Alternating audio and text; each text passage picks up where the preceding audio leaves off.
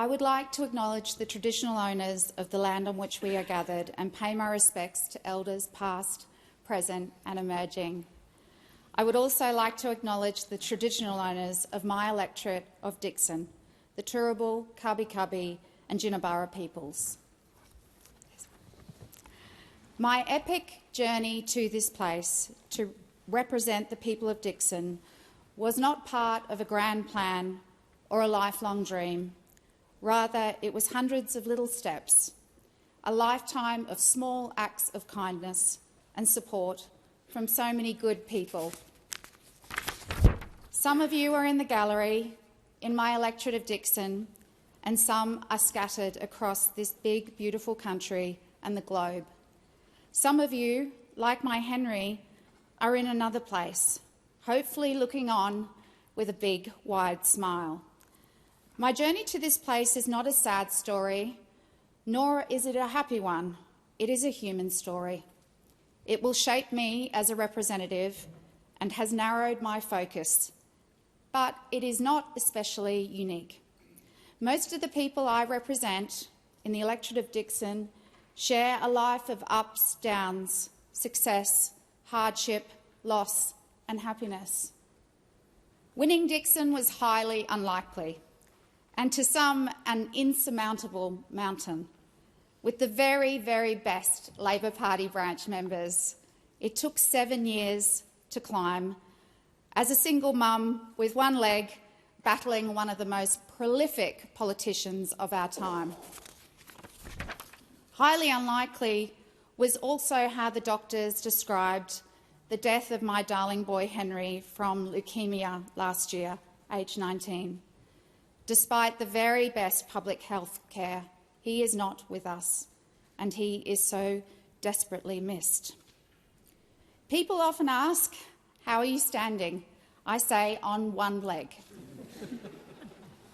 I was a curious but lonely child, struggled to find friends at primary school and to find comfort at home. My parents separated and divorced when I was about 6. My brother, sister and I moved with Mum 8 times in 10 years. Many of my best memories growing up were spent every second Sunday with my dad, visiting the Dyson family. We 5 kids, Gen Xers, wandered through the bush, made our way to local parks, explored abandoned cars and made bush cubbies. No fear. Those cherished days were shared with my oldest friend, Emma Kennedy, who is in the gallery. As I got older, I sought out my own people in the local neighbourhood. I wandered up to a property one day, aged about 15, and kind of refused to leave. Mucking out stables, riding unbroken horses and sharing sandwiches with Tom and Bernie, 2 old fellas who ran the property. Nearby, I made friends with Carmen and her parents Sonia and Peter Bond, who declared that I could stay whenever I liked and eat as much as I wanted from their fridge.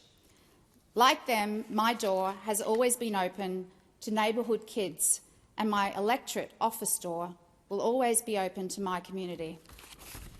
At 16, I landed on the front porch of my dad's house on North Street, Southport. That tiny, hot, fibro house on the Smith Street motorway, built by my grandparents, was once described as the House of Labor on the Gold Coast, and for good reason. Labor values of economic and social justice are not just something my family has voted for, they have underpinned our weekends, our work and our friendship for generations. Those values drive everything I do and fight for in Dickson. My grandmother, Mary Lawler, created the family template for generational activism. Mary was the wife of painter Jim, a stay-at-home mum to 5 boys and a volunteer Lifeline telephone counsellor. Mary was feared and revered in equal amounts by the Southport Catholic Church congregation and local politicians. When the priest told parishioners at Sunday Mass in 1972 they should not vote for her beloved Whitlam, she did not hesitate. The takedown in front of the whole congregation is still remembered today. She was never a member of the Labor Party, but she was the embodiment of Labor values. The early 70s were important years for our country and for Mary. Whitlam was elected in 1972 with a bold agenda that gave working-class families a chance at a better life. Her first grandchild, me, was born in 1973.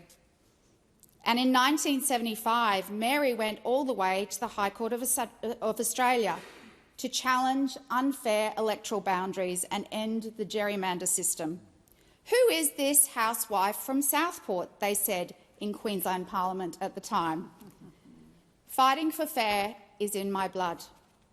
Whitlam's Medibank, ending conscription and offering free university changed everything for my grandparents and their boys, and in turn for me. Medibank meant my Uncle Gerard, who had cystic fibrosis, could see a specialist in Brisbane and receive lifelong treatment at our local Prince Charles Hospital. Medicare is Labor's heart, but it is also mine. Medicare saved my life and gave my Henry the very best chance of surviving leukaemia. Mary never stopped fighting for Medicare, and nor will I.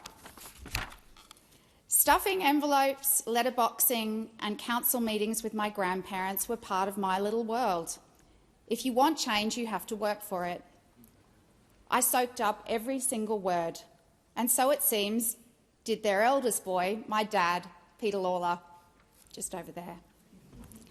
In the 80s, Dad represented Gold Coast SeekWeb workers sacked by the Bjelke-Petersen government. I heard the stories of families unable to pay the bills because they dared to fight for secure jobs. What I saw in my dad and my grandparents was solidarity in action. The gifts of time, free legal representation, a meal or a shoulder to cry on. Gifts that reverberate across generations. My dad stood with the Electrical Trade Union in Southport, and decades later, ETU members stood with me over 3 election campaigns to win Dickson, and some of them are in the gallery. Labor will always be the party for workers, fair wages and conditions. It is core business, and it is part of my core. I have moved, lived and worked in Toowoomba, Townsville, Perth, Hong Kong and London, and of course Brisbane. But moving in with my dad, aged 16, was probably the most impactful move of my life. It was not only the beginning of a truly awesome father-daughter bond, but it set me up for a well-lived, socially aware future. We laughed a lot in that tiny fibro house. Dad was the perfect antidote to a moody teenage girl. Not a lot of direction, but plenty of sarcasm and jabs. "Looks like you put that makeup on with a bricky's trowel. Maybe you should try getting to school on time just once or twice this year." In Dad, I watched a masterclass in perseverance and commitment. He first ran for the state seat of Southport in 1992 with a margin of 12%, eventually winning the seat for Labor in 2001, his 4th attempt. He'd previously been encouraged to run in a safer seat. "If I'm not running in Southport, I am not running anywhere," was his response. He went on to serve as the member for Southport for 12 years and as a minister.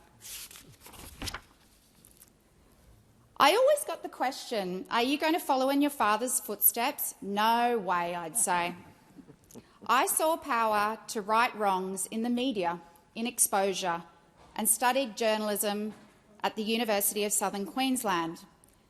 Toowoomba was not really the place for a progressive girl from the Gold Coast, but the country kids put up with my loud opinions. Importantly, I was surrounded by people who saw the world differently to me, who perhaps voted differently, whose parents had different priorities. Many became lifelong friends. Some of you are in the gallery today. After finishing university, I worked at the Courier Mail. From there, I worked in Hong Kong, covering the landmark right of abode cases in the High Court and Court of Final Appeal. In London, I worked for the Healthcare Commission, working on the very first and second State of Healthcare reports for the UK Parliament. The work was great, but the people, all walks of life and cultures, gave me a huge appreciation and understanding of lives that look different to my own. I've always loved work and never imagined stopping. But by 2006, two little nippers had arrived, Henry and Zach. Two in childcare while working full-time meant my family was about $300 a week worse off. So like many women in my electorate, I had little choice but to become a full-time stay-at-home mum after my Zach was born. Being mum to my boys is by far my most treasured life experience. Every story read, every meal, every sloppy kiss, every win or loss on sporting fields, every birthday cake, every trip to the park is cherished. I also met so many generous and accomplished mums. My baby group mums, Jo and Natalie, and the mums I met through schools have been by my side for 2 decades, in hospital and in grief. Many are in the gallery. After 4 years caring for my boys, when Henry started community kindy, I was offered a part-time job and I jumped at it. Despite taking a spectacular pay cut, I was grateful for anything that would put an end to that big, wide gap in my CV.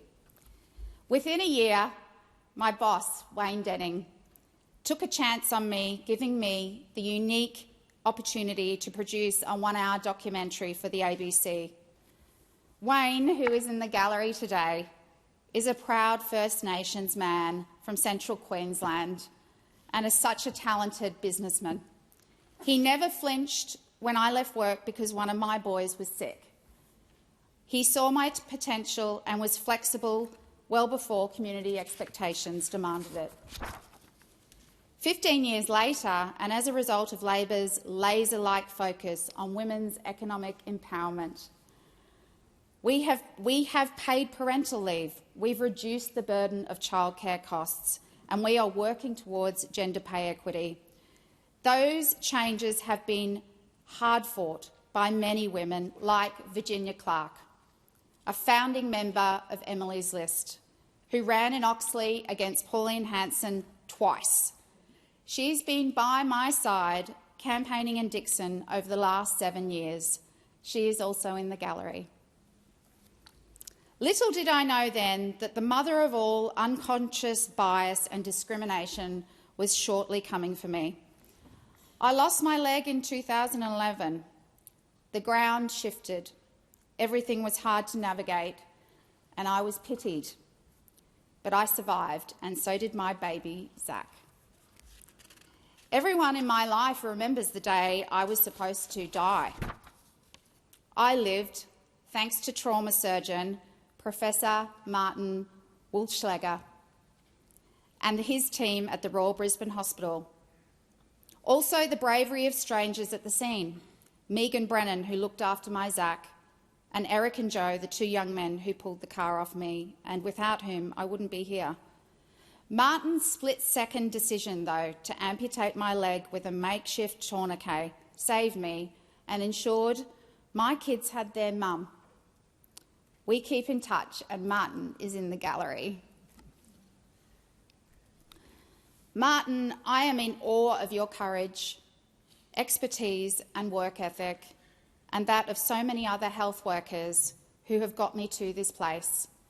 Everything they do at work ripples outwards. I left the hospital positive and determined to head on down to that leg shop, buy a leg, put it on and walk off into the sunset. Of course, it didn't work like that. The first time I went out to dinner, a lady stopped us and said, "You have such a pretty face. What a pity you were in a wheelchair." I had 6 surgeries in 4 years, suffered severe post-traumatic stress disorder, struggled to get out of the house, didn't drive for nearly 3 years, and had severe phantom pain. I was told I was unlikely to ever work again. I was also unable to use a traditional socket prosthetic, despite my very best efforts. My dream of being able to hold Henry's and Zach's hands while walking to school or the park seemed to be over. I was at my lowest point when I entered the office of orthopaedic surgeon Dr. Munjid Al-Madiris. Munjid, a refugee surgeon from Iraq, put his arms around me and said, "I'm going to do everything I can to get you walking again." I was osseointegration patient number 26 in Australia. The surgery was groundbreaking, risky, and my only option. I've now been walking for 11 years with a little help from my wheelchair. Munjid is in the gallery, and I am so grateful you stepped outside of the boundaries of what was thought to be medically possible at that time. I literally would not be standing here today without you. Modern Australia is the product of migrants and refugees like Munjid who have come here and worked hard to give back and contribute to their adoptive country. Their only request is a chance to thrive. My osseointegration surgery also connected me with other people with a disability. One of them was the truly remarkable Shona Muckett, a bilateral amputee from the Sunshine Coast. "Come and try outrigger canoeing with me." That invitation changed my whole outlook on life as a disabled woman. Quite suddenly, I was amongst the waves, paddling my little heart out, unsheltered, free of bias and pity, and with others who shared disability, but who were working, raising families, and living really good lives. The more I paddled, the more confident I became, and Shona is also in the gallery. Champion. The more I paddled, the more confident I became. I went on to represent Australia with my No Limits team. They showed me that disability is not a barrier, but our environment, assumptions and lack of opportunity are the barriers. Some of those people, Paralympian Susan Seafall, Glenn Pine and obviously world champion Shona, are all in the gallery. Sport is such a powerful tool in combating depression, anxiety and loneliness. It brings people together. I will always be the champion for our sporting teams and clubs in Dickson because I know they make our community better. And I am here to help ensure people with a disability have the same opportunity to prosper and live fulfilled lives as the rest of society. This newfound confidence ushered in a new era that I like to describe as failing forward. The just bloody do it era. I was pretty angry at the time, by the time I joined the Labor Party in 2016. Labor delivered the NDIS, but people with a disability still struggled to be seen, to get around and get jobs. Landing a job was incredibly difficult for me. People only saw disability. It was like I was born on the day of my accident. No one cared what was on my CV. As someone who draws a lot of my self-work from work, this was devastating. My place in the Labor Party began with Labor Enabled, a great crew of underutilised disability activists who welcomed me with open arms. It became clear that in order to help change the perceptions of disability outside and inside the party, we needed to be seen as potential candidates, potential MPs. I hadn't thought of actually being the candidate until the then Queensland State Secretary, Evan Moorhead, convinced me to run in a totally unwinnable pre-selection for a state seat. I failed forward, and the experience turned a switch, and the journey to win Dickson began. Dickson is much like the Gold Coast I grew up in the 80s. Our suburbs north of Brisbane are leafy, still home to koalas, town centres surrounding train lines that connect city workers, and semi-rural acreage lots with small mountain communities. Our Moreton Bay community is aspirational. Lots of families, mortgages and great public schools. There are many working-class battlers and those who rely on us and government services to help get them through the tough times. Young people priced out of Brisbane are moving to our region in droves. I have door-knocked many thousands of homes over the last 7 years, but this election, the people of Dickson could not have been any clearer. My community wanted help with the cost of living. They wanted more health services and more bulk billed GPs, more housing, and importantly, they wanted a government and a representative who is focused on them and their issues. In voting for me, they rejected the politics of fear and division. The 2025 campaign was obviously my best, and that is quite a bizarre thing because behind the curtain I was grieving and desperately wanting to hold my son Henry. He passed on February 20, 2024 after an 18-month battle with leukemia. The week before, he was able to come home for a couple of nights. He asked to sleep in my bed next to his mum, like he did for years when he was a little boy. I watched him breathe all night, in awe of him, his courage and his ability to smile despite unbelievable pain and the never-ending hospital stays and treatments. I am so, so grateful for those hours. He told me many times that this election was my time. He was convinced I would win and said a number of times, "Don't make me the excuse for you not doing important things." And this was so important. His words, his courage were with me every day of the campaign. Henry was instrumental in getting me to this place. Also pivotal were the Dickson Labor Party branch members, of which there are many in the gallery. Many of you have been campaigning for a Labor win for 2 decades, asking for nothing in return but the possibility of a good Labor government. Succeeding in Dickson is your win. You have been relentless. You have never given up, and I am so happy that I have been a part of your win. Thank you. I also had a very awesome all-female campaign team.